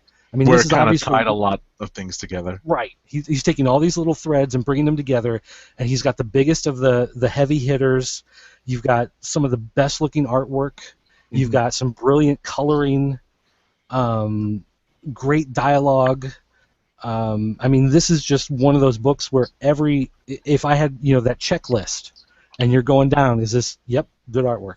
Yep, good coloring. Yep, good story. Yep, good characterization. Yep, good plot. Suspense. I mean, just everything about it is so much fun. I was going to say, Fabok is putting in some work on this, man. There's a lot of detail in some of these pages. Yes. Cocaine is a hell of a drug. What can I say? Seriously, putting in a lot of work, and that last page, the 2-page spread where the thing that I was kind of disappointed in, and Dirt was alluding to. Right, like the reveal. Yeah. That's beautifully done. That's gonna sell for a lot of money. The original art. Yeah. So I like a little small panel that made me chuckle was Lex Luthor and Superman on Apocalypse, and Superman's all charged up with solar pit energy from Apocalypse. Yeah, like corrupted solar energy. And he just brushes some dirt off his shoulders, thought it was very small, probably not even noticeable, but it got a chuckle out of me. And I really like the way they have Superman drawn, where they're drawing him normal and then they're making him the negative, and so he's drawing him because you can tell by the way he's drawing the shadows. He's drawing the shadows in black, and then they're doing the negative and making it into white. And so it just really stands out. Like if you were watching the Superman movies, the Saul Kind movies that came out in the early 80s, the Christopher Reeve stuff, and they were going to do an evil, negative Apocalypse version of Superman, that's the effect that they would do, is they would have him, and then they would just do the negative image of him. And even though it looks kind of hokey and it looks kind of silly when you're watching it on a movie, when it's that's the best special effects they can do in the early 80s, late 70s, whatever. Looking at it here in the comic book page is just really cool. Like that's an effect that you don't see used in comics, and to me it just comes across as like that's a really cool idea, and just to play him off that way instead of it being something where he would come out and the colors would be reversed. He would be wearing a red tunic with a blue cape, is the type of thing you would expect in the past, how they would do the evil version of him, or he would be the mirror image, the S would be backwards on his chest, doing that type of thing. Instead, they're doing the negative color, and it really just looks cool to me. I just really like that. So yeah, we loved it. Is it your click of the week also? Yeah, it's Agent 70. No, No. no, it's. I Jerk. think. I'm sorry to be the dissenting opinion. I respectfully dissent from the majority opinion. Oh, geez, I kind of shifted back into work mode just now. But I like this. For all the reasons that you guys love this book, I like the book, but as I was reading it, I saw where Jeff Johns was going with this, and all I could think of was, and I had not necessarily the opposite reaction that Dirt did.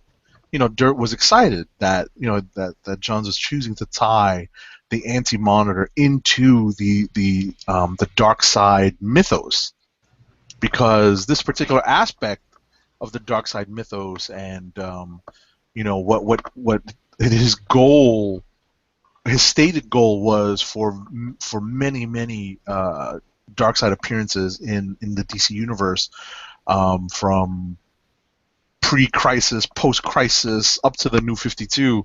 This particular aspect was always kind of central to Darkseid's story, and tying the Anti-Monitor into that. Well, I'm not as familiar with Crisis. I don't know if this is already kind of pre-established. Dirt, I don't know if you're sure on that one either. Of Anti-Monitor having that? Yeah. No. Right. So you're not 100% sure. This may be a pre-existing concept. No. I mean, I guess I shouldn't say I'm 100% sure, but I'm 90% sure that is something that's new for this. That's story. new. That's a new connection. That's my point. It's a new connection that's been made.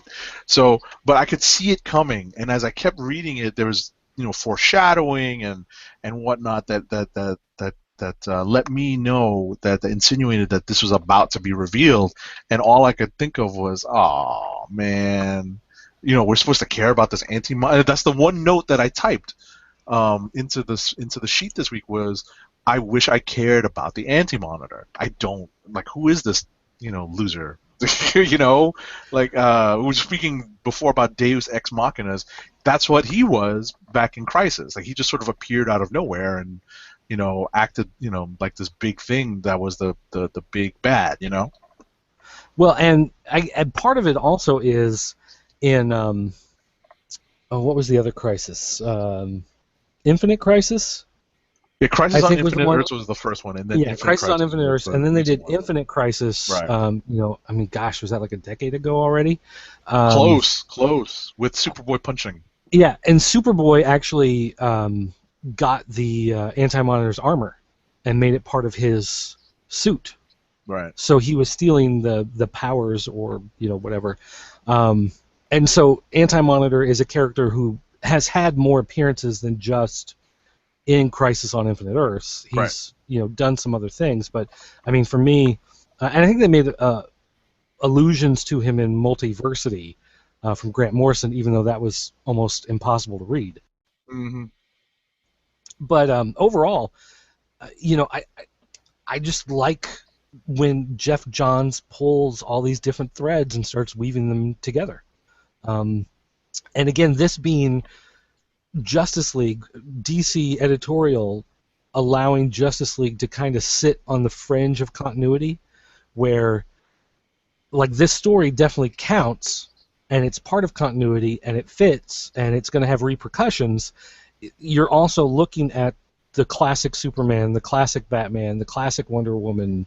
This is not depowered Superman. It's not Robo Batman. Right. It's not Goddess of War, Wonder Woman. It's more about they're allowing them to tell the story that they want to tell, even though the DC universe as a whole is in a different spot right now. They're saying, okay, we're going to just kind of relax the rules and let you tell the story that you want to tell, even though it may not necessarily fit in the publishing line right now. I like the fact that they're giving them that freedom to just go nuts and do what they want to do. All right. Well, it sounds like you guys got your clicks of the week out of the way. I'm going to throw mine out there. Surprise, surprise, surprise. It's Shield number 10, the Howard the Duck issue. I enjoyed this that much. Good choice. I enjoyed this that much. It was just a fun read. Like I said, it definitely read much more like a Howard the Duck issue that guest starred, members of Shield. But it just read. I had a great time reading it from front to back. So that's why it's my click of the week. There were a couple of strong candidates. Justice League number 44 was a great candidate. Captain America White number 2 was a great candidate. But each of them kind of had a bump or two in the story that pushed my overall experience down a notch for each of them. So that's why I'm going with Shield number 10. Alrighty. Did Roddy give one? I don't believe so. He read like half a book this week. No.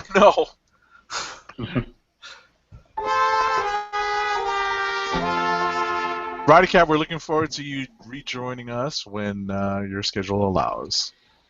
His favorite was Lady Death Apocalypse Century Edition Heavenly Variant cover, limited to 100. Nice.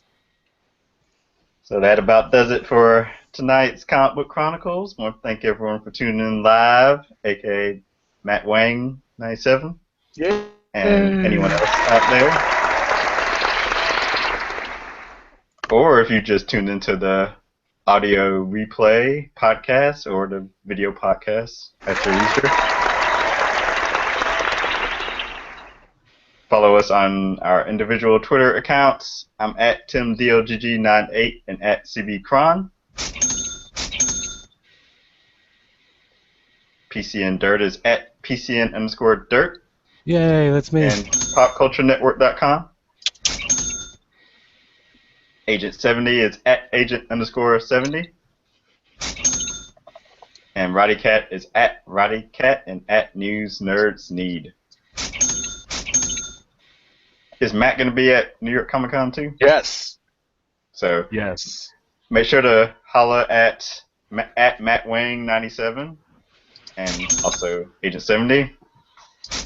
We'll be at New York Comic Con, but next Thursday I'm going to do my very best to make it to the show. I don't know if I'll be coming from New York Comic Con or still preparing for the Friday and the rest of the weekend. So that's still up in the air. My itinerary for New York Comic Con, at least the early part, is not set in stone yet. So we'll see. But I'm looking forward to reporting on the things that I see. Looking forward to seeing a lot of the creators that we've come into contact with and have become friends of the show. So it'll be a good time. Hopefully have lots of pictures and stories to tell. So yeah, it may just be myself and PCN Dirt to begin with, but we shall see. Hopefully Roddy can show up. Well, or I might be winging it solo. We'll see. Hey, it'd be funny if I could do a live spot from. Well, actually, no. The con floor closes by the time we go on, so the hope is I can get home in time. All right. So next Thursday night, 9 p.m. Eastern Time. We'll be back. We are the Comic Book Chronicles, and we are signing off. Peace.